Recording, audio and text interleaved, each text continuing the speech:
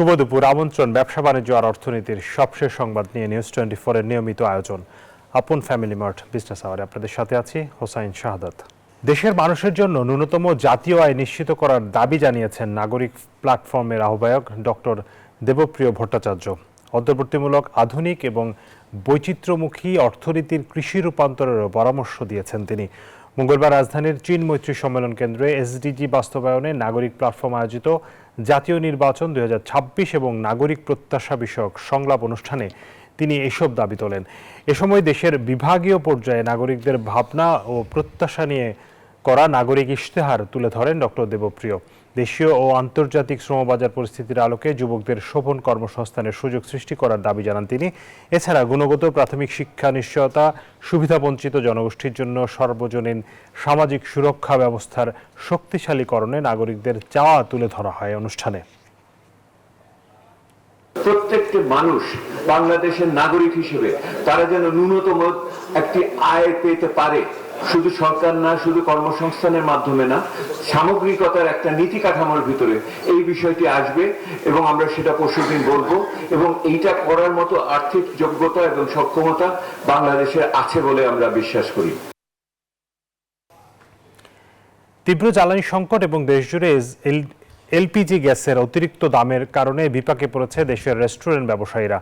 সংকট নিরসনে অন্তর্বর্তী সরকারের কাছ থেকে সুনির্দিষ্ট পদক্ষেপ এবং নির্দেশনা চেয়েছে বাংলাদেশ রেস্তোরাঁ মালিক সমিতি। মঙ্গলবার রাজধানীর সেগুনবাগিচায় ঢাকা রিপোর্টার্স ইউনিটিতে আয়োজিত সংবাদ সম্মেলনে 7 দফা দাবি তুলে ধরে সংগঠনটি। এ সময় তারা অভিযোগ করেন, এলপিজি সংকট নিরসনে সরকার এখন পর্যন্ত উল্লেখযোগ্য কোনো কার্যকর পদক্ষেপ নেয়নি। এ অবস্থায় এলপিজি সহ রেস্তোরাঁ খাতের বিদ্যমান সব সমস্যা দ্রুত সমাধান না হলে রেস্তোরাঁ বন্ধ করে দেওয়ার অর্থাৎ দেশের সব রেস্তোরাঁ বন্ধ করে দেওয়ার কঠোর কর্মসূচিতে যেতে বাধ্য হবে তারা। এছাড়া আসন্ন নির্বাচনে রাজনৈতিক দলগুলো থেকে রেস্তোরাঁ খাত নিয়ে সুনির্দিষ্ট প্রতিশ্রুতি চায় সংগঠনটি।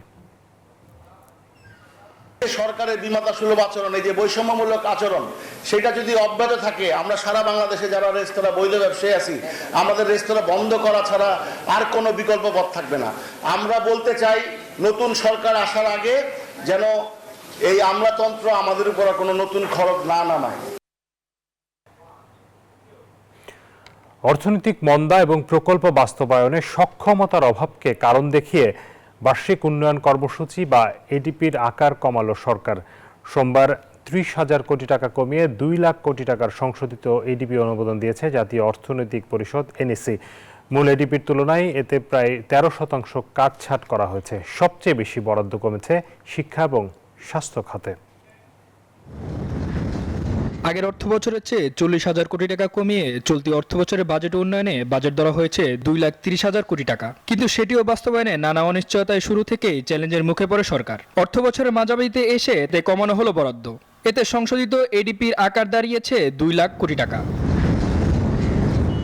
সোমবার রাজধানীর শেরেবাংলা নগরী এনএসি সম্মেলন কক্ষে প্রধান উপদেষ্টা ডক্টর মোহাম্মদ ইউনূসের সভাপতিত্বে অনুষ্ঠিত জাতীয় অর্থনৈতিক পরিষদ বৈঠকে এর চূড়ান্ত অনুমোদন দেওয়া হয়। এরপরই সাংবাদিকদের ব্রিফ করেন পরিকল্পনা উপদেষ্টা ডক্টর ওয়াহিদুদ্দিন মোহাম্মদ। প্রকল্প বাস্তবায়নের সক্ষমতার অভাবকে কারণ হিসেবে দায়ী করেন তিনি।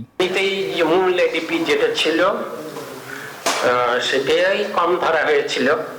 অনেক বছরের মধ্যে মূল এডিপি সবচেয়ে বেশি বরাদ্দ কমেছে স্বাস্থ্য খাতে 74%, শিক্ষা ও যোগাযোগ খাতে কমেছে 35%, বিদ্যুৎ ও জ্বালানিতে কমানো হয়েছে 19%। বড় অঙ্কের বরাদ্দ কমেছে সামাজিক সুরক্ষা, কৃষি সহ বেশ কিছু খাতে, তবে বেড়েছে স্থানীয় সরকার ও পরিবেশ খাতে। থোক বরাদ্দ রয়ে গেছে এবং সেগুলো মিলিয়ে আমাদের এখন আর এডিপি 2 লাখ মূল বাজেটের তুলনায় 15% কমানো হলো। শৃঙ্খলা ফেরাতে নতুন প্রকল্পগুলোর ক্ষেত্রে 6 মাস অন্তর প্রকল্প পরিকল্পনাকে পরিচালকে কাজের অগ্রগতির প্রতিবেদন দাখিলের বাধ্যবাধকতা দেওয়া হয়েছে বলেও জানান উপদেষ্টা। একত্রে সব প্রকল্প শুরু করে দেওয়া। মামুন ইসলাম, নিউজ 24, ঢাকা। দর্শক, রাজনৈতিক অনিশ্চয়তায় অর্থনৈতিক মন্দা, এ কারণে উন্নয়ন বরাদ্দ কমেছে এবার এবং ভয়াবহ বিষয় হচ্ছে স্বাস্থ্য খাতে 73% বরাদ্দ কমানো হয়েছে। অর্থাৎ আসলে এবার উন্নয়ন বলে আসলে তেমন কিছুই হচ্ছে না বা হবে না, সেটি আসলে এই সিদ্ধান্ত থেকে মোটামুটি পরিষ্কার কমেছে। শিক্ষা সহ বেশ কিছু খাতে কিন্তু বড় ধরনের বরাদ্দ কমেছে, সামাজিক সুরক্ষায় কমেছে, অর্থাৎ সাধারণ মানুষের যেই বিষয়গুলোতে সবচেয়ে বেশি প্রয়োজন সেই জায়গাগুলোতে বরাদ্দ কমানো হয়েছে। এই বিষয়গুলো নিয়ে আজকে আমরা আলোচনা করতে চাই। আমাদের সাথে যুক্ত হয়েছেন অর্থনীতি বিশ্লেষক ডক্টর সায়েম আমির ফয়সাল। জনাব ফয়সাল, আপনাকে স্বাগত জানাচ্ছি বিজনেস আওয়ারের আজকের আয়োজনে। আপনার কাছ থেকে শুরুতে জানতে চাইবো যে সরকারের এই প্রতি বছরই আমরা দেখি উন্নয়ন বরাদ্দ কমানো হয়, কিন্তু এইবার আসলে যেই ধরনের কমানো হচ্ছে, যেসব খাতে আসলে বরাদ্দ কমানো হয়েছে এবং যে পার্সেন্টেজে কমানো হয়েছে, যে হারে কমানো হয়েছে, সেটিকে আপনি যৌক্তিক মনে করেন কিনা? সরকার বলছে যে সরকার অর্থনৈতিক মন্দা এবং সক্ষমতার উন্নয়ন প্রকল্প বাস্তবায়নের সক্ষমতার অভাব, সেটাও কিন্তু স্বীকার করছে সরকার। মানে সবকিছু মিলিয়ে আসলে এই বছরের তাহলে বাজেটটা আসলে আমাদের কি হচ্ছে? আলটিমেটলি আমরা উন্নয়নের তো অনেকখানি পিছিয়ে যাচ্ছি, তাই কিনা? জি, ধন্যবাদ আমাকে আমন্ত্রণ জানাবার জন্য। দর্শক শ্রোতা যারা সম্মিলিত হয়েছেন সকলের উদ্দেশ্যে সালাম এবং শুভেচ্ছা। বর্তমানে আপনি দেখেছেন যে বিগত অর্থ বছরগুলোতে আমাদের পর্যায়ক্রমে এবং ধারাবাহিকভাবে কিন্তু আমরা দেখেছি যে আপনার একনেকের বাজেটে এবং এডিপি অ্যানুয়াল ডেভেলপমেন্ট প্রোগ্রামের বাজেট কিন্তু পর্যায়ক্রমে কিন্তু বৃদ্ধি হতে আমরা দেখেছি।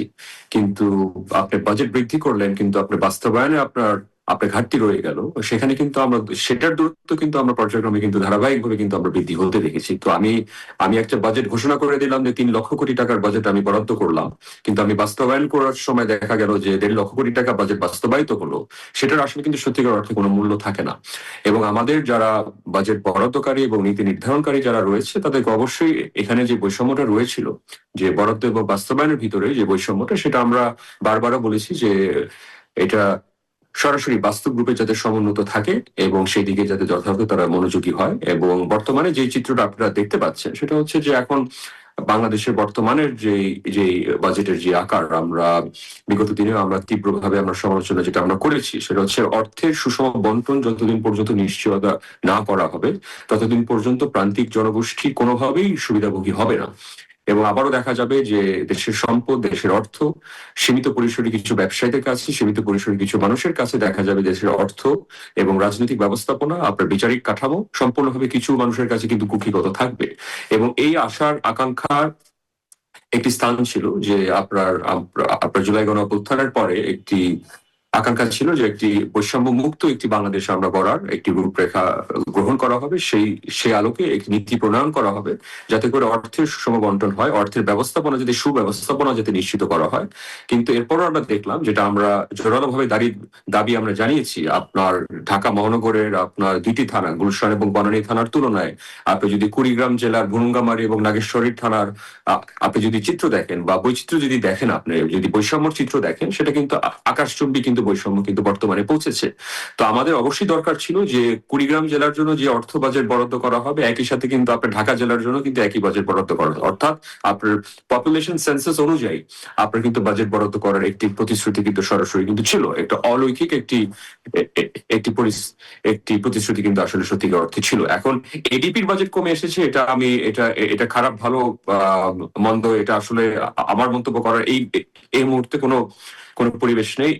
এই এই এই ভিত্তিতে আমি বলছি এই কারণে যে আমরা অতীতে আমরা দেখেছি যে এডিপির বাজেট কিন্তু ব্যাপক হারে কিন্তু বৃদ্ধি করানো হয়েছে, কিন্তু শেষমেশ দেখা গেল যে উন্নয়ন প্রকল্প নামগুলো দিয়ে যে পরিমাণ দুর্নীতি হয়েছে বাংলাদেশে, সেটারও যদি ভবিষ্যতে আমরা প্রতিফলন আমরা দেখতে পাই, তাহলে কিন্তু আবারও কিন্তু ছাত্র জনতা আবারও কিন্তু গণ অভ্যুত্থানের একটি ডাক দিবে। এখন আমাদের যে আশা এবং আকাঙ্ক্ষাটা, সেটা হচ্ছে যে আমাদের এই টেন্ডার অ্যাওয়ার্ডিং প্রসেসে আপনি যদি সরাসরি ট্রান্সপারেন্সি, অ্যাকাউন্টেবিলিটি আপনি নিশ্চিত না করতে পারেন, ভবিষ্যতে কিন্তু সরকারি খাত থেকে কিন্তু আরো দেখা যাবে কিন্তু ব্যাপক দুর্নীতি কিন্তু হবে। এখন বর্তমানে কিন্তু খালি নির্বাচনী প্রস্তুতি চলছে না, এখন বর্তমানে কিন্তু সেক্টর ভিত্তিক যারা ভবিষ্যতে কোন সেক্টর কোন খাত দখল করবে সেটার জন্য কিন্তু সরাসরি কিন্তু আবার নিলামে কিন্তু বিক্রয় চলছে, দর কষাকষি কিন্তু চলছে। তো এই পরিস্থিতি যদি বিরাজ করতে থাকে, বাংলাদেশের উন্নতি এবং বাংলাদেশের প্রত্যন্ত অঞ্চলের মানুষ, বাংলাদেশের প্রান্তিক জনগোষ্ঠী যেভাবে 54 বছরে আপনার 12টি সংসদীয় নির্বাচনের মাধ্যমে যেভাবে তারা বারবার মুখ থুবড়ে পড়েছে, আমাদের আবারও আশঙ্কা রয়েছে যে আগামী নির্বাচনের পরেও কিন্তু নির্বাচিত সরকারের অধীনেও কিন্তু আমার দেখা যাবে আবারও কিন্তু জাতি কিন্তু মুখ থুবড়ে পড়ার একটি আশঙ্কা কিন্তু রয়েছে। তো সেখান থেকে আমার অ্যাবসলিউট ট্রান্সপারেন্সি ইনশিওর করার জন্য আমরা আশা করছি যে যারা রাজনৈতিক দলগুলো থাকবে, যারা বিশেষ করে বৃহৎ রাজনৈতিক দলগুলো তারা একটি ট্রান্সপারেন্সি এবং অ্যাকাউন্টেবিলিটির যে মেজারগুলো, বিশেষ করে দলীয় শৃঙ্খলা কি করে নিশ্চয়তা করবে, পার্টির নেতাকর্মীরা কি করে তাদের লুটপাট বা আর্থিক খাত থেকে, ব্যাংকিং খাত থেকে, আপনার সরকারি খাত থেকে, চাঁদাবাজি করার থেকে কি করে তারা শৃঙ্খলা বজায় রাখবে, সেটার একটি দৃষ্টান্তমূলক আমরা যদি উপস্থাপনা আমরা না দেখতে পাই, তাহলে আমার মনে হয় যে তরুণ প্রজন্ম, দেশের আপামর জনসাধারণ আবারও কিন্তু হতাশাগ্রস্ত হবে, যেটার আলামত কিন্তু ইতিমধ্যে কিন্তু বর্তমানে কিন্তু দেখা যাচ্ছে। জনাব ফয়সাল, আমরা কম বেশি বুঝতে পারছি। জনাব ফয়সাল, দুঃখিত আপনাকে একটু থামাতে হচ্ছে। আপনি যেটা বলেছেন যে আসলে প্রতি বছরই বড় অঙ্কের বরাদ্দ রাখা হয়, উন্নয়ন বরাদ্দ, এবং সেটি পরবর্তীতে দেখা যায় কি বাস্তবায়ন হয় না এবং নানান ধরনের দুর্নীতি হয়। কিন্তু আমরা এইবারের বাজেটে দেখেছি গতবারের চেয়ে কিন্তু বেশ খানিকটা কমিয়ে এবারের উন্নয়ন বাজেটটা করা হয়েছে যৌক্তিক কারণেই, কিন্তু সেটার আসলে ধারে কাছেও বাস্তবায়নের দিক থেকে রাজনৈতিক সরকারগুলো যতটা বাস্তবায়ন করতে পারত, এইবার আসলে তার ধারে কাছেও যেতে পারেনি। এবং এর পেছনে আপনি কিছু কথা ঠিকই বলেছেন যে ওয়াহিদুদ্দিন মাহমুদ, যিনি পরিকল্পনা উপদেষ্টা, তিনি বলেছেন যে দুর্নীতির কারণে পুরনো প্রকল্প পরিচালকদের অনেককে খুঁজে পাওয়া যায়নি, নতুন প্রকল্প নিয়োগ করতে সময় লেগেছে, এছাড়া অনেক প্রকল্প সংশোধন করতেও সময় লেগেছে, দরপত্রের নতুন নিয়ম চালু হয়েছে, এসব কারণে এবার অন্যবারের চেয়ে এডিবি বাস্তবায়ন কম হচ্ছে। তিনি আরেকটি কথা বলতেন, রাজনৈতিক সরকারের সময়ে প্রকল্পের হিড়িক লেগে যেত, অন্তর্বর্তীকালীন সময়ে তা হয়নি, যাচাই বাছাই করে পরিকল্পনায় হচ্ছে, অনেক মন্ত্রণালয় প্রকল্প প্রস্তাব পাঠাচ্ছে না। তার মানে কি বিষয়টা এরকম দাঁড়াচ্ছে যে রাজনৈতিক সরকারের আমলে আসলে অপ্রয়োজনীয় প্রকল্প অনেক বেশি নেওয়া হতো, যেগুলো আসলে দরকার নাই, আসলে আমাদের এডিবির সাইজ তাহলে অনেক কম হতে পারে? মানে এইবারের এই যে বাজেটের যে বর্তমান পরিস্থিতি বা পরিকল্পনা উপদেষ্টার কথায় কি সেটি প্রমাণ হয় কিনা? আপনি খুব একটি অত্যন্ত গুরুত্বপূর্ণ একটি পয়েন্ট আপনি তুলে ধরেছেন। এখন দেখেন যে বিগত 15 বছরে কিন্তু আমরা আসলে সত্যিকার অর্থে কিন্তু অবকাঠামোগত অনেক উন্নয়নের কাজ আমরা কিন্তু দেখেছি, আপনার মেট্রো রেল থেকে আপনার পদ্মা ব্রিজ ইত্যাদি। কিন্তু মূল কথা হচ্ছে যে আপনি যেই প্রকল্পে আপনি বাস্তবায়ন করুন, এখন $2 বিলিয়ন একটি প্রজেক্ট যদি আপনি $6 বিলিয়ন আপনি বাস্তবায়ন করেন, সেই প্রজেক্টের তো আসলে সত্যিকার অর্থে কোনো মর্ম থাকে না। এটা বর্তমানে আমরা যেটা দেখেছি, বিশেষ করে একদম তৃণমূল পর্যায় থেকে শুরু করে রোড, ব্রিজ, কালভার্ট, ঘাট ইত্যাদি নানা ধরনের কাজে কিন্তু আমরা ব্যাপক দুর্নীতির কিন্তু আমরা চিত্র কিন্তু আসলে সত্যিকার অর্থে আমরা দেখতে পেয়েছি। আমাদের আশার আলোটা যেটা আমরা দেখতে পেয়েছিলাম, যেটা আমাদের অন্তর্বর্তীকালীন সরকারের প্রতি যে আমাদের ব্যাপক একটি আশা প্রত্যাশা ছিল, যে একটা নির্বাচিত সরকার আসার আগে যে নীতিমালাগুলো প্রণয়ন করা হবে, আপনার ট্রান্সপারেন্সি, অ্যাকাউন্টেবিলিটি, সত্যিকার অর্থে বাংলাদেশের ভবিষ্যতে যাতে এরকম ধরনের ভয়ানক যাতে কোনো ধরনের দুর্নীতি না হয়, সেটা কিন্তু একটা ব্যাপক আশা ছিল। কিন্তু আসলে সত্যিকার অর্থে আমরা দেখতে পারলাম যে আপনার চাঁদাবাজি, সিন্ডিকেট গুলো নিয়ন্ত্রণ করা হয় না, এবং দুর্নীতির লাগাম যদিও মানে কিছুটা হলেও যদি টেনে রাখা গিয়েছে সত্ত্বেও আমার এটাও স্বীকার করতে হয় যে আপনার বাস্তবায়নের জায়গায় কিন্তু আসলে সত্যিকার অর্থে যেটা আপনার আইনের শাসন এবং সুশাসন ব্যবস্থা, বিচারিক কাঠামোর যে নিয়ন্ত্রণ করা এবং বিচারিক ব্যবস্থাপনার যে আপনার নিরপেক্ষতা, সেটা নিয়ে কিন্তু বর্তমানে কিন্তু সাধারণ মানুষের উপরে কিন্তু একটা অনাস্থা কিন্তু বর্তমানে চলে এসেছে, এবং আইনের শাসনের পর্যায়ক্রমে অবনতির কারণে আমরা দেখতে পাচ্ছি যে বাংলাদেশের অধিকাংশ মানুষ কিন্তু যারা বিনিয়োগকারী যারা রয়েছে, তারা কিন্তু বিনিয়োগ বিমুখী কিন্তু হয়ে গেছে। তো এখন স্বাভাবিকভাবে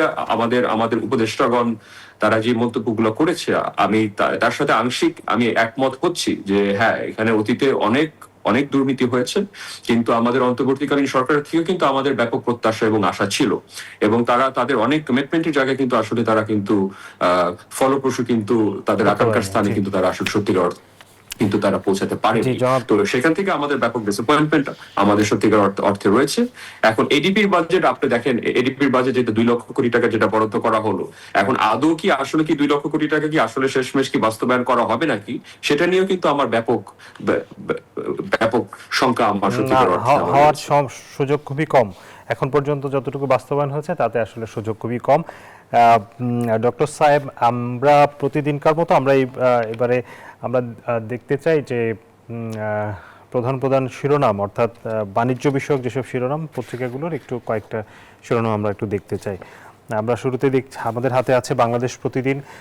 তারা করেছে যে বড় পতনে রপ্তানি খাত। আমরা জানি যে গত 5 মাস ধরে টানা রপ্তানিতে নেতিবাচক ধারা চলছে, এবং সেটি আমরা যদি দেখি অন্য বছরের একই সময় তুলনায় 30 থেকে 40% পর্যন্ত ক্রয়াদেশ কমেছে। এটি আসলে ব্যবসায়ীরা বলছে, রপ্তানিকারকরা বলছেন। পরের সংবাদটি আমরা দৈনিক কালের কণ্ঠ, তারা বলছে উচ্চ সুদের চাপে স্থবির বিনিয়োগ। আমরা জানি যে ব্যাংক খাতে এখন সুদের হার অনেক বেশি, 15-16-17% পর্যন্ত সুদ নেওয়া হচ্ছে, যে কারণে বিনিয়োগ স্থবির হয়ে আছে। আরও নানা কারণ আছে, আসলে রাজনৈতিক অস্থিরতা এবং রাজনৈতিক সরকারের জন্য অপেক্ষা, সবকিছু মিলিয়ে বিনিয়োগ স্থবির হয়ে আছে। পরের সংবাদে দেখতে চাই প্রতিদিনের সংবাদ, তারা শিরোনাম করেছে ই রিটার্ন দাখিলে প্রবাসী বাংলাদেশিদের মধ্যে ব্যাপক সাড়া। এটি একটি ভালো খবর। এই রিটার্ন এবার বাধ্যতামূলক করা হয়েছে, আমরা জানি সেখানে প্রবাসীরা বেশ সাড়া দিচ্ছেন বলে প্রতিবেদনে উল্লেখ করা হয়েছে। দৈনিক সমকালের প্রতিবেদনটি দেখতে চাই, বাংলাদেশ নেপাল বাণিজ্য সচিব পর্যায়ের বৈঠক শুরু আজ। নেপাল থেকে বিদ্যুৎ আমদানি বাড়াতে চায় সরকার। নেপাল থেকে আরও 20 মেগাওয়াট বিদ্যুৎ আমদানির প্রস্তাব দেবে বাংলাদেশ। এটি বাংলাদেশের, আসলে আমরা জানি যে ভারতের সাথে নানান ধরনের সম্পর্কের টানাপোড়েন চলছে। দেশে বিদ্যুৎ খাতেরও মানে জ্বালানি সংকটের কারণে বিদ্যুতের উৎপাদন হয়তো ব্যাহত হতে পারে, যে কারণে নেপাল থেকে বিদ্যুৎ আমদানির ব্যাপারে চুক্তি করতে চায় সরকার। পরবর্তী সংবাদটি দৈনিক প্রথম আলো, তারা বলছে বাংলাদেশ ব্যাংকের তথ্য দিয়ে তারা বলছে সেবা রপ্তানি এখনও কম, আয় বেড়েছে 4%। রপ্তানি অর্থাৎ রপ্তানিতে সেবা রপ্তানি, আমাদের পণ্য যে রপ্তানি, সে পণ্য রপ্তানি যেমন কমছে, অন্যদিকে সেবা রপ্তানি আসলে খুব বেশি উল্লেখযোগ্য হারে বাড়ছে না। পরে সংবাদে দেখতে চাই শেয়ার বাজার নিয়ে তারা সংবাদ করেছে। সূচকের উত্থানেও কমেছে লেনদেন। শেয়ার বাজারের আসলে পরিস্থিতি খুব বেশি ভালো না। জনাব সাইম, আপনি আমাদের সাথে আছেন, ডক্টর সাইম আমির ফয়সাল, অর্থনীতি বিশ্লেষক। আপনার কাছে যেতে চাই যে একটু রপ্তানি বাজার নিয়ে একটু বলতে চাই। দুটি বিষয় নিয়ে আমি আলোচনা করতে চাই আপনার সাথে। একটি হচ্ছে বর্তমানে রপ্তানি পরিস্থিতি, আরেকটি হচ্ছে সুদের হার। এই মুহূর্তে যে সুদের হার রয়েছে সেটি আসলে কতটা যৌক্তিক এবং সুদের হার কমানোর সুযোগ এসছে কিনা, সময় এসছে কিনা, সেই বিষয়টা নিয়ে প্রথমে আপনি সেটি নিয়ে যদি একটু বলেন যে ব্যবসায়ীরা আসলে অনেক দিন ধরে বলছেন যে মূল্যস্ফীতি যেহেতু কিছুটা সহনীয় পর্যায়ে এসছে, এই মুহূর্তে সুদের হার কমানোর সুযোগ আছে কিনা। দেখেন, আমাদের বিগত 4 বছরে, 4টি অর্থ বছরে, বিশেষ করে কোভিড পরবর্তীকালীন সময় আমরা দেখেছি 2021 সাল থেকে কিন্তু উচ্চ সুদের হারের একটি দাবি কিন্তু আসলে সত্যিকার অর্থে বাংলাদেশ কেন্দ্রীয় ব্যাংকের তৎকালীন সময়ের যে গভর্নরের কাছে কিন্তু আসলে প্রেরণ করা হয়েছিল। এই কারণে যে তখন মূল্যস্ফীতি কিন্তু প্রায় 15-16-17% দিকে কাছাকাছি এসে পৌঁছেছে এবং ধারাবাহিকভাবে 2021, 22, 23 আপনার প্রথমে তো কোভিডের মহামারী গেল, তারপর আপনার 2022 সালে ইউক্রেন রাশিয়ার যুদ্ধের কারণে আমরা কিন্তু দেখলাম মূল্যস্ফীতি কিন্তু ব্যাপক তীব্রতা পেয়েছে। তার পরবর্তীতে যখন অন্তর্বর্তীকালীন সরকার নিল অগস্ট 5 তারিখের পরে যখন ক্ষমতা নিল, আমরা কিন্তু প্রথম মাসটা আমরা দেখেছিলাম কিন্তু এই যে 12 ঘাটে যে চাঁদা দেওয়ার যে সংস্কৃতিটা বাংলাদেশে ছিল এবং অবৈধ মজুতদারকারী বিপক্ষে যে আসলে সরাসরি যে যুদ্ধ ঘোষণা করা হলো, আমরা আশা করেছিলাম যে মূল্যস্ফীতি কমে এসেছিল এবং আসলে কিন্তু সত্যিকার অর্থে কিন্তু প্রথম দিকে কিন্তু আমরা দেখেছিলাম যে মূল্যস্ফীতি কিন্তু মোটামুটি নিয়ন্ত্রিত হচ্ছে। কিন্তু আপনার সেপ্টেম্বর 2024 এর পর থেকে কিন্তু আবার অক্টোবর 2024 এ আমরা দেখলাম কিন্তু মূল্যস্ফীতি কিন্তু আবার কিন্তু যেই অতীতের স্টাইলে যেভাবে চলছিল, হাতের পালা বদল হলো, ক্ষমতার পালা বদল হলো, একইভাবে চাঁদাবাজদের মাধ্যমে আপনার নিত্য পণ্যের দাম কিন্তু পর্যায়ক্রমে কিন্তু বেড়ে যাওয়া শুরু করলো। অর্থাৎ মূল্যস্ফীতি কোনোভাবে আপনার কঠোর একটি সংকোচনমূলক মুদ্রানীতি গ্রহণ করা হওয়া সত্ত্বেও আসলে সত্যিকার অর্থে কিন্তু মুদ্রাস্ফীতি কিন্তু আসলে সত্যিকার অর্থে নিয়ন্ত্রিত হয়নি। এই কারণে যে আপনার মূল্যস্ফীতি খালি সুদের হার আপনি বৃদ্ধি করলে কিন্তু আপনি কিন্তু মূল্যস্ফীতি কিন্তু লাগাম কিন্তু আপনি টানতে পারবেন না। বর্তমানে আপনার একটি পণ্য দেখা যায় যে গ্রাম থেকে যখন আপনার শহরে আসে, আপনার 20 ঘাটে চাঁদা দিয়ে দেখা যায় 10 টাকার পণ্য কিন্তু আপনার 120 টাকায় বিক্রি হচ্ছে। তো এখানে যদি আপনার অবৈধ এই যে সিন্ডিকেট গুলো যারা রয়েছে তাদের যদি কালো হাত যদি নিয়ন্ত্রণ না করা যায়, আপনি কিন্তু কোনো সময় মূল্যস্ফীতি আপনি কিন্তু লাগাম টানতে পারবেন না, যেটা বর্তমানে সরকার আসলে সত্যিকার অর্থে কিন্তু সম্পূর্ণভাবে ব্যর্থ হয়েছে, এটা স্বীকার করতে হবে। অপরদিকে যেটা বলতে হয় যে দেখেন, আপনার ইন্টারন্যাশনাল মনিটারি যে পলিসি গুলো আছে, আপনার IMF থেকে শুরু করে OECD যতগুলো দেশ আছে, আপনার অতীতের যে প্র্যাকটিস আমরা দেখেছিলাম সেটা হচ্ছে যে আমরা টাকা ছাপিয়ে নতুন প্রকল্প বাস্তবায়ন করা হচ্ছে, টাকা ছাপিয়ে ঋণ বরাদ্দ করা হচ্ছে। এই সংস্কৃতি থেকে আমরা দেখেছি কিছুটা হলো এই সরকার বর্তমানে কিন্তু বেরিয়ে এসেছে। তারপর আমরা দেখলাম যে বর্তমানে এই যে সম্মিলিত ইসলামী ব্যাংকের নামে যে 5টি ব্যাংকের যে মার্জার হলো, সেখানে কিন্তু আপনার টাকা উত্তোলনের জন্য কিন্তু বাংলাদেশ ব্যাংক কিন্তু 20,000 কোটি টাকা কিন্তু ছাপিয়েছে ইতিমধ্যেই। এটাও কিন্তু একটি মূল্যস্ফীতির উপরে কিন্তু একটি নেতিবাচক কিন্তু একটি প্রভাব কিন্তু ফেলছে।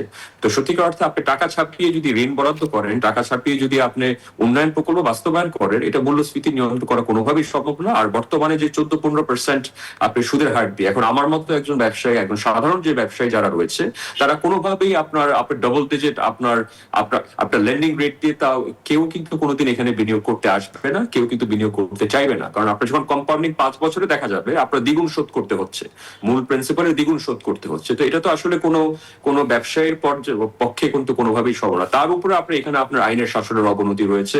আপনি কিছুদিন আগে দেখলেন যে, যেহেতু আপনি এক্সপোর্ট নিয়ে কথা বললেন, আমরা কিন্তু ব্যাপক রোড শো করেছি বাংলাদেশের, আমাদের প্রেজেন্টেশনরা আমরা বিডার মাধ্যমে কিন্তু আমরা আন্তর্জাতিক পর্যায়ে কিন্তু অনেক ব্যবসায়ীদের কাছে আমরা গিয়েছি। তারা সর্বপ্রথম আমার প্রেজেন্টেশনের শেষে তারা চায় হচ্ছে যে আমাদের এক্সচেঞ্জ রেট স্টেবিলিটি চায়, তারা ব্যালেন্স অফ পেমেন্টস তারা স্টেবিলিটি চায়, তারা আইনের শাসনের সুশাসনের তারা দৃষ্টান্তমূলক উদাহরণ তারা দেখতে চায়, এবং নিরাপত্তা এবং সম্পূর্ণভাবে বিচারিক কাঠামোর তারা নিরাপত্তাটা নিশ্চিত করতে চায়।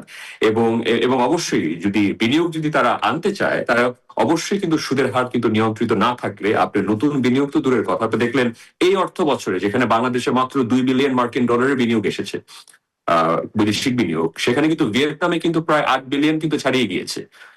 তো এটাই দুর্ভাগ্যের, এটা একটি গভীর উদ্বেগ এবং দুর্ভাগ্যের বিষয় যে ভিয়েতনামের থেকে কিন্তু বাংলাদেশ অনেক অনেক অনেক শক্তিশালী একটি রাষ্ট্র ছিল অর্থনৈতিক ভিত্তিতে, কিন্তু আজকে সেই ভিয়েতনাম কিন্তু আমাদের প্রায় 3-4 গুণ বেশি কিন্তু আপনি ফরেন ডাইরেক্ট ইনভেস্টমেন্ট আনছে। তো সেখান থেকে প্রতিযোগিতার যে জগতে, সেখানে আমাদের যতই দেশপ্রেম থাকুক না কেন, যতই আমি দেশের ভালো চিত্রগুলো আমরা তুলে ধরার আমরা চেষ্টা করি না কেন, যদি আমার অর্থনৈতিক ফান্ডামেন্টাল যে জায়গায় যদি আমার এখানে অসঙ্গতি থাকে, বিদেশি বিনিয়োগকারীরা কিন্তু কোনোদিন বাংলাদেশে বিনিয়োগ করতে তারা সত্যিকার অর্থে আকৃষ্ট হবে না। এবং আকৃষ্ট করার জন্য আমার মতে সর্বপ্রথম আপনার সুদের হার নিয়ন্ত্রণ করতে হবে, যেটা মানে হচ্ছে আপনার মূল্যস্ফীতির লাগাম টেনে আনতে হবে, আপনার ব্যালেন্স অফ পেমেন্টস এবং ফিসক্যাল ডেফিসিট, যেটা আমাদের বর্তমানে এখনো প্রায় 3.5 লক্ষ কোটি টাকার বর্তমানে আছে, আপনার ফিসক্যাল ডেফিসিট আপনার কমিয়ে আনতে হবে, বৈদেশিক ঋণ পরিশোধ করার সক্ষমতা আপনি বৃদ্ধি করতে হবে। অর্থাৎ আমার যে ফরেন এক্সচেঞ্জ রিজার্ভ, যেটা আপনি মাত্রই বললেন যে আমাদের এক্সপোর্টের যে প্রবৃদ্ধি, সেটা কিন্তু ক্রমবর্ধমান ভাবে কিন্তু আসলে সত্যিকার অর্থে কমে এসেছে। সেটা কিন্তু বৃদ্ধি তো দূরের কথা, বরং একটা নেতিবাচক একটি সূচক কিন্তু আমরা বর্তমানে দেখতে পাচ্ছি। শেয়ার বাজারের প্রত্যেকটি খাতে কিন্তু আমরা কিন্তু ধস বর্তমানে দেখতে পাচ্ছি। অর্থাৎ বিগত 1.5 বছরে কিন্তু কোনো খাতে কিন্তু আমাদের শেয়ার বাজারে যে আমাদের লিস্টেড যে প্রতিষ্ঠান আছে, সেগুলো কিন্তু কোনোটিরই কিন্তু আমরা আসলে সরাসরি কিন্তু উন্নতি আমরা দেখতে পাচ্ছি না। তো সার্বিক পরিস্থিতি এখানে ব্যবসা বাণিজ্যের জন্য কিন্তু আসলে একটি নেতিবাচক প্রভাব আসলে সত্যিকার অর্থে ফেলেছে। হ্যাঁ, আমরা স্বীকার করছি অতীতের 15 বছরের যে জঞ্জাল বা বিগত 54 বছরের যে জঞ্জাল, সেটা আপনার 15 মাসে 17 মাসে আসলে নিয়ন্ত্রণ করা আসলে কঠিন।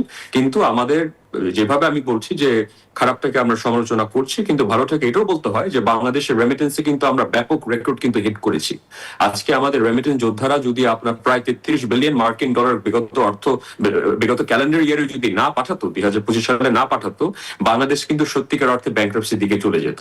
$33 বিলিয়ন কিন্তু একটি ব্যাপক মাইল ফলক ছিল। আমাদের অতীতের যে বাংলাদেশ ব্যাংকের গভর্নর, তাদের টার্গেট ছিল প্রতি মাসে $2 বিলিয়ন হলে তাদের মাইল ফলক হবে। কিন্তু এখন দেখা গেল যে বাংলাদেশের রেমিটেন্স যোদ্ধারা প্রায় প্রতি মাসে প্রায় $3 বিলিয়ন কাছাকাছি পৌঁছাচ্ছে।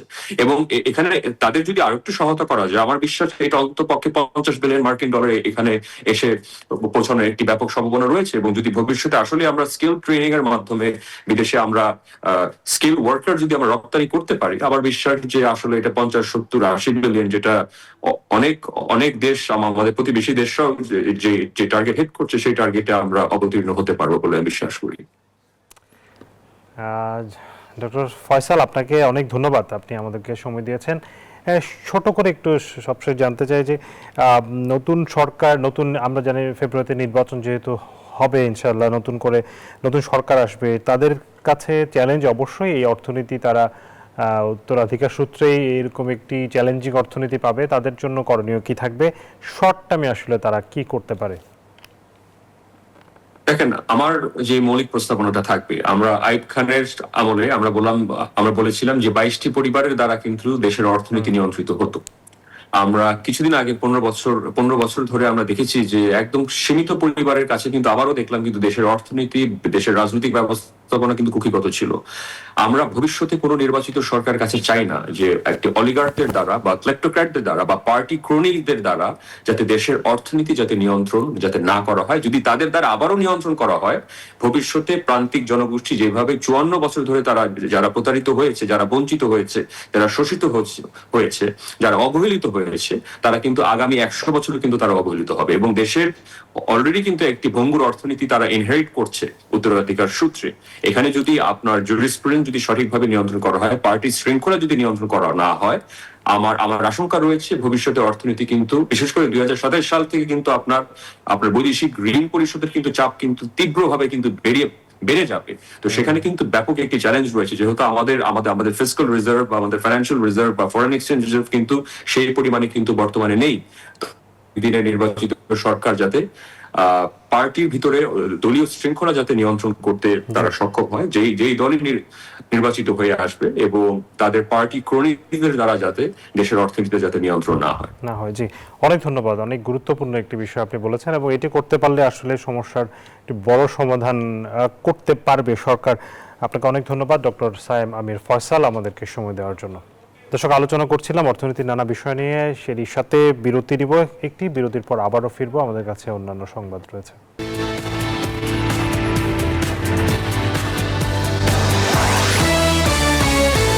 বিরতির পর স্বাগত আরও একবার আপন ফ্যামিলি মার্ট বিজনেস আওয়ারে। নির্বাচনের আগে পে স্কেলের সিদ্ধান্ত হবে কিনা সেটা পে কমিশনের প্রতিবেদনের উপর নির্ভর করছে। কমিশনের সুপারিশের অপেক্ষায় সরকার। শিগগিরই পে কমিশন পে স্কেল সংক্রান্ত প্রতিবেদন জমা দিবেন জানিয়েছেন অর্থ উপদেষ্টা ডক্টর সালেউদ্দিন আহমেদ। সচিবালয়ে ক্রয় সংক্রান্ত উপদেষ্টা পরিষদের বৈঠক শেষে কথা জানিয়েছেন অর্থ উপদেষ্টা। তিনি বলেন, নির্বাচনের আগে পে স্কেল হবে কি হবে না এই সিদ্ধান্ত বাংলাদেশ ব্যাংকের নয়, তাই পে স্কেল হবে না বাংলাদেশ ব্যাংকের গভর্নরের তথ্য সরকারের নয়। ভেনেজুয়েলা এবং ইরানের অস্থিরতায় জ্বালানি তেল নিয়ে সতর্ক সরকার। জ্বালানি তেল সরকারের জন্য একটা বড় চ্যালেঞ্জ বলেন তিনি। এই চ্যালেঞ্জ মোকাবেলায় দীর্ঘমেয়াদী পরিকল্পনা করছে সরকার বললেন অর্থ উপদেষ্টা।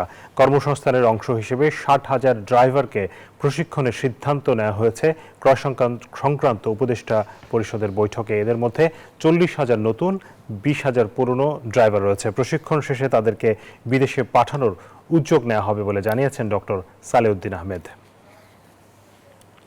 পে স্কেলটা পে কমিশনটাতে কাজ করছে, তারা একেবারেই একদম থামে নাই, তারা নিরবিচ্ছিন্নভাবে কাজ করছেন। তারা বলছেন, আমাদের সাথে যোগাযোগ করেছেন, কি করছে না করছে সেটা আমাদের ব্যাপার না। গভর্নর তার বাংলাদেশ ব্যাংক সম্বন্ধে বলতে পারে, কিন্তু পে স্কেলে তো তার সম্পূর্ণ সরকারের। দেশের বাজারে আরেক দফা স্বর্ণের দাম বাড়ানোর সিদ্ধান্ত নিয়েছে বাংলাদেশ জুয়েলার্স অ্যাসোসিয়েশন বাজুস। এবার ভরিতে 4,199 টাকা বাড়িয়ে 22 ক্যারেটের এক ভরি স্বর্ণের দাম 2,32,055 টাকা নির্ধারণ করেছে সংগঠনটি, যা দেশের ইতিহাসে মূল্যবান এই ধাতুর সর্বোচ্চ দাম। গতকাল সোমবার রাতে এক বিজ্ঞপ্তিতে তথ্য জানিয়েছে বাজুস। আজ মঙ্গলবার থেকেই নতুন এই দাম কার্যকর হবে। বিজ্ঞপ্তিতে বলা হয়, স্থানীয় বাজারে তেজাবি স্বর্ণের মূল্য বেড়েছে, ফলে সার্বিক পরিস্থিতি বিবেচনায় স্বর্ণের নতুন দাম নির্ধারণ করা হয়েছে। নতুন দাম অনুযায়ী দেশের বাজারে প্রতি ভরি 22 ক্যারেট স্বর্ণের দাম পড়বে 2,32,055 টাকা। এছাড়া 21 ক্যারেটের দাম 2,21,499, 18 ক্যারেট প্রতি ভরি 1,89,890 টাকা, এবং সনাতন বা পুরনো পদ্ধতির যে স্বর্ণ তা প্রতি ভরি 1,56,881 টাকা নির্ধারণ করা হয়েছে। এর বাইরে রূপার দামও কিন্তু বেড়েছে। এই স্বর্ণের দামের বৃদ্ধির যেই প্রভাব, তার প্রভাব রূপার বাজারেও পড়েছে। রূপার দামও আমরা সাম্প্রতিক সময় বাড়তে দেখেছি, এবং গতকালও আরও এক দফা বেড়েছে। জানাবো শেয়ার বাজারের খবর। ঢাকা স্টক এক্সচেঞ্জের ওয়েবসাইট থেকে জেনে নেব পুঁজিবাজারের লেনদেনের সবশেষ পরিস্থিতি। কিছুটা ইতিবাচক ধারা দেখতে পাচ্ছি আমরা। গতকাল আসলে বড় ধরনের পতন হয়েছিল ঢাকার পুঁজিবাজারে। আজকে সকাল থেকে কিছুটা ঘুরে দাঁড়ানোর প্রচেষ্টা আমরা দেখতে পাচ্ছি। ডিএসইএক্স ইন্ডেক্স 10 পয়েন্ট বেড়েছে, অবস্থান করছে 4,952 পয়েন্টে। ডিএসই সরিয়া ইন্ডেক্স কিছুটা কমেছে, তবে বেড়েছে ডিএস30 2.33 পয়েন্ট বেড়ে 1900 পয়েন্টে অবস্থান করছে। তবে লেনদেন একেবারেই তলানিতে। 263 কোটি টাকা এখন পর্যন্ত লেনদেন হয়েছে। লেনদেনে অংশ নেওয়া কোম্পানিগুলোর মধ্যে দাম বেড়েছে 185টির, কমেছে 122, এবং অপরিবর্তিত আছে 81টি কোম্পানির শেয়ারের দর। দর্শক, নিচ্ছি আরও একটি বিরতি, ফিরবো একটু পর, সাথেই থাকুন।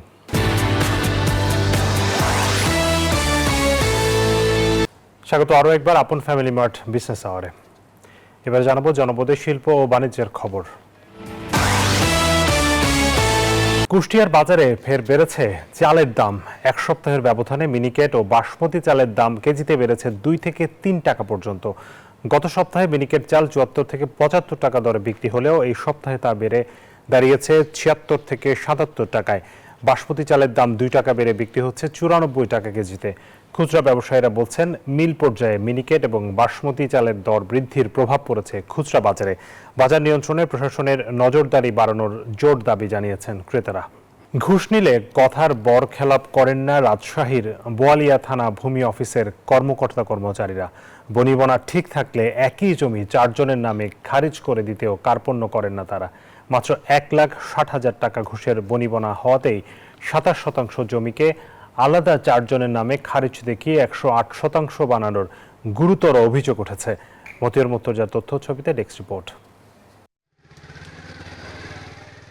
রাজশাহীর মেহেরচণ্ডী মৌজার 558 দাগ নম্বরে জমির পরিমাণ 27%। অভিযোগ উঠেছে বোয়ালিয়া ভূমি অফিসের প্রধান সহকারী কাম হিসাব রক্ষক আনোয়ার হোসেনের মধ্যস্থতায় ঘুষ লেনদেনের মাধ্যমে আলাদা 4 জন মালিকের নামে এই জমি 4টি আলাদা হোল্ডিং নাম্বারে 108% দেখিয়ে খারিজ করা হয়েছে। আনোয়ার হোসেনের ফাঁস হওয়া কল রেকর্ডের কথোপকথনেই মিলে তার প্রমাণ। জমি কত জানো? 27 কিন্তু খারিজ হয়ে আছে 1 একর কত জানো? একটা জমির পরে 4-5টা খারিজ আছে, ঝামেলা থেকে তো গেল। এ বিষয়ে সংবাদ সংগ্রহ করতে গেলে অফিসে ঢুকতে বাধা দেন আনোয়ার হোসেন। পরে ব্যক্তিগত কক্ষে ডেকে নিয়ে টাকা দেওয়ার প্রস্তাব দেন তিনি।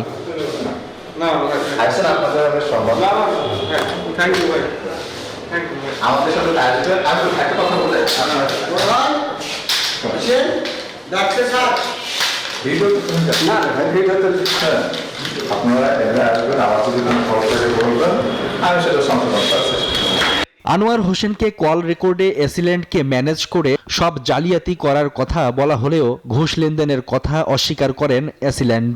কেউ অভিযোগ করেননি বলে দাবি তার। সিনিয়র স্যারদের কাছে কোনো অভিযোগ যায়নি, আমরা ওটা নিয়ে অভিযোগই নাই করে নিয়ে আমরা অ্যাড্রেস করাটা ঠিক হবে না। জালিয়াতির অভিযোগ করেন জমির প্রথম মালিক তাজের উদ্দিন ও সবশেষ খারিজ পাওয়া সামেনা বেগমের ওয়ারিশরা। এসিল্যান্ড যে কোনো একজনকে রায় দিবে, তা না দিয়ে এসিল্যান্ড সবাইকে রায় দেয়। 16 কাঠার জমি এখন 65 কাঠা হয়ে গেছে। এসিল্যান্ড আমাদের পক্ষে রায়ও দিয়েছে। এখন এর পরে আর কি হয়েছে এটা আবার এসিল্যান্ড ওরা ছাড়া তার আমরা ওইভাবে কিছু বলতে পারবো না। অনিয়মের প্রমাণ পেলে কঠোর ব্যবস্থা নেওয়ার আশ্বাস অতিরিক্ত জেলা প্রশাসকের। অনুরোধ থাকবে, আপনারা স্পেসিফিক আমাদের কাছে যদি অভিযোগ করেন আমরা অবশ্যই সেটিকে যাচাই বাছাই করে যে কর্মচারী এর সাথে জড়িত থাকবে তার বিরুদ্ধে আমরা কঠোর ব্যবস্থা নিব। ঘুষ লেনদেনে জড়িত কর্মকর্তাদের বিরুদ্ধে কার্যকর ব্যবস্থা না নেয়ায় অনিয়ম দূর করা যাচ্ছে না বলে মনে করেন সেবাগ্রহীতারা। Desk report, news 24। এবারে বিশ্ব বাণিজ্যের খবর। ইরানের সঙ্গে বাণিজ্যিক সম্পর্ক রাখার দেশগুলোর উপর 25% শুল্ক আরোপ করেছেন মার্কিন প্রেসিডেন্ট ডোনাল্ড ট্রাম্প। সোমবার ট্রুথ সোশ্যালে তিনি সাফ জানিয়ে দিয়েছেন, এই নির্দেশ এখন থেকেই কার্যকর হবে। এই সিদ্ধান্তের ফলে চীন, ভারত ও আরব আমিরাতের মতো দেশগুলো বড় বড় অর্থনৈতিক চাপে পড়বে, যারা ইরানের প্রধান বাণিজ্যিক অংশীদার। মূলত ইরানের রিয়ালের ভয়াবহ দরপতন আর চলমান বিক্ষোভের সুযোগ নিয়ে তেহরানকে কোণঠাসা করতেই এই কঠোর পদক্ষেপ নিল যুক্তরাষ্ট্র, এমনটাই মনে করেন বিশ্লেষকরা। দর্শক, আমরা এই মুহূর্তে যেতে চাই চীন মৈত্রী সম্মেলন কেন্দ্রে। সেখানে এসডিজি বাস্তবায়নের নাগরিক প্ল্যাটফর্ম আয়োজিত নির্বাচন এবং নাগরিক ভাবনার শীর্ষক আলোচনায় অংশ নিয়েছেন বিএনপি নেতা আমির খসরু মাহমুদ চৌধুরী। তিনি বক্তব্য দিচ্ছেন, তার বক্তব্য শুনতে চাই। এখানে বসে আছে, সামনেও বসে আছেন এবং সবাই মুক্ত মনে কথা বলছে। মনে করি এটা this is a stepping stone.